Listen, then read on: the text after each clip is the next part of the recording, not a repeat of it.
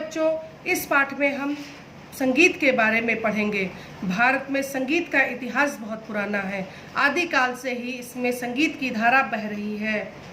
कैसे आया होगा पहली बार संगीत का विचार? कल कल करती नदी के स्वर के साथ वंशी का बजना, रात की नीवरता में वीणा की झनकार का गुजना, उमड़ते घुमड़ते मेघों के साथ मेघ मल्हार का गाया जाना। कैसे शायद इन सब चीज़ों को सोचकर ही मनुष्य ने संगीत के रचने प्रेरणा मिली होगी। आदि ग्रंथ वेदों की ऋचाओं का लयबद्ध पाठ आज भी हमें मंत्रमुग्ध कर देता है। और ऋग्वेद जो सबसे पुराना वेद है, उसमें तो तार वाले, चमड़ा मढ़े धातु के और फूंक कर बजाए जाने वाले बाजों का भी उल्लेख मिलता है। सामवेद की ऋचाएं तो पढ़ी ही गा कर जाती हैं। हजारों वर्ष बीत करने पर भी सामगान आज भी उसी रूप में होता है।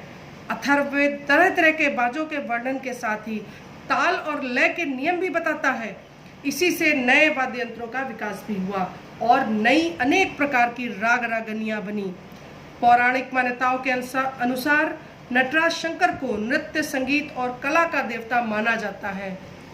रामायण काल में वीणा, मृदंग, वेणु, दुर्दुम्भी जैसे वाद्य यंत्रों का प्रयोग किया जाता था और सारे जो उत्सव थे उनसे जुड़े गीत भी बना लिए गए। त्योहारों के साथ राजसभाओं में इन गीतों को गाए जाने का वर्णन भी मिलता है। बौद्ध धर्म में भी संगीत को बहुत पनपने का अवसर मिला। बोधिसत्व स्वयं संगीत और नृत्य कला के मर्मज्ञ थे। जातक कथाओं में भी नृत्य और संगीत की चर्चा मिलती है। मौर्य काल में संगीत का और अधिक प्रसार हुआ।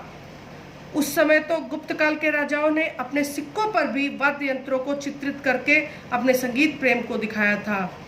इसमें दक्षिण भारत भी कम नहीं रहा। दक्षिण भारत के प्राचीन तमिल साहित्य में जिस संगीत का उल्लेख किया गया उसे भक्ति आंदोलन से बल मिला।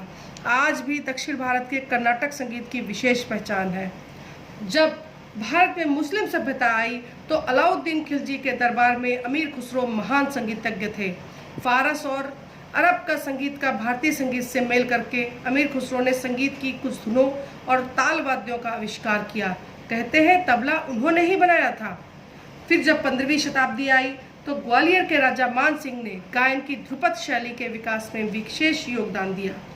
तानसेन, बैजू बावरा, उस्ताद नियामत खान जैसे महान संगीतज्ञों के अथक प्रयासों से संगीत को बादशाह के दरबार में भी सम्मान मिलने लगा। लेकिन इसी काल में मंदिरों में गाया जाने वाला भक्ति संगीत भी लोकप्रिय था। इसके सूरदास, नंददास, मीरदास जैसी कवियों की रचनाओं को भारतीय रागों में गाया गया। फिर नवीन काल आया, 19वीं सदी। देश भर में जो राष्ट्रीय आंदोलन फैले उसमें संगीत, नृत्य और नाटक राष्ट्रीय भावना के प्रचार के माध्यम बने। लोगों ने देश प्रेम के गीतों को राष्ट्रीय आंदोलन का माध्यम सा बना दिया। हर जगह देश प्रेम के भाषण, देश प्रेम के गीत गाए जाने लगे, जिससे लोगों को देश के लिए मर मिटने की प्रेरणा मिलने लगी। विष्णु दिगंबर जैसे संगीताचार्यों ने शास्त्रीय संगीत में प्राण फूंकने का बीड़ा उठाया और 1916 में बड़ौदा में पहला संगीत सम्मेलन हुआ। जब स्वतंत्रता प्राप्त हो गई तो संगीत नाटक अकादमी की स्थापना हुई और भारतीय संगीतज्ञों ने अनेक देशों में अपनी कला का प्रदर्शन आरंभ किया। इसके बाद भारतीय संगीत की समृद्ध परंपरा दो धाराओं में विकसित हुई। दक्षिण भारत में कर्नाटक संगीत तथा देश के शेष भाग में हिंदुस्तानी संगीत पद्धति प्रचलित हुई। दोनों ही पद्धतियों में 7 स्वर और 22 सूक्ष्म नाद माने गए हैं। भारतीय संगीत में ताल और राग का महत्वपूर्ण स्थान है। भारतीय शास्त्रीय संगीत ध्रुपद, धमार, ठुमरी और ख्याल अधिक लोकप्रिय हुए हैं। श्रृंगार, भक्ति, वात्सल्य ये सब भावनाओं को व्यक्त करने के लिए अलग अलग राग हैं। लेकिन पिछले कुछ सालों में सुगम संगीत भी खूब लोकप्रिय हुआ है।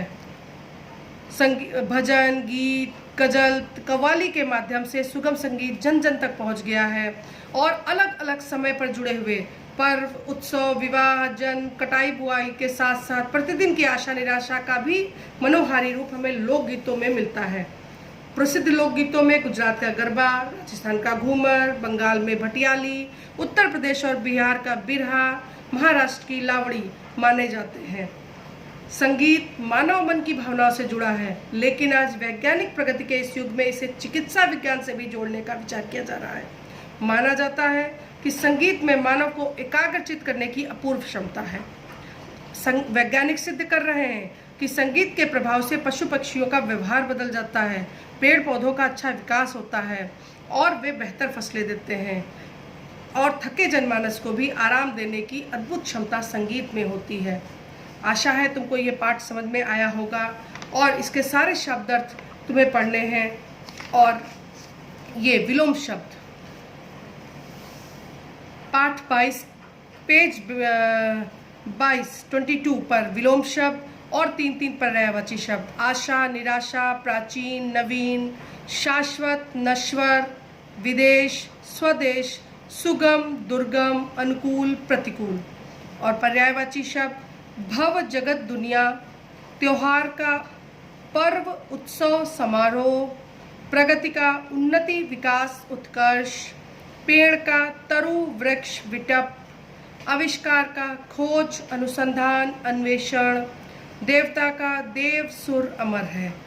ये सब चीज़ें कर लेना और फिर हम इसके बाद प्रश्नोत्तर पर चर्चा करेंगे।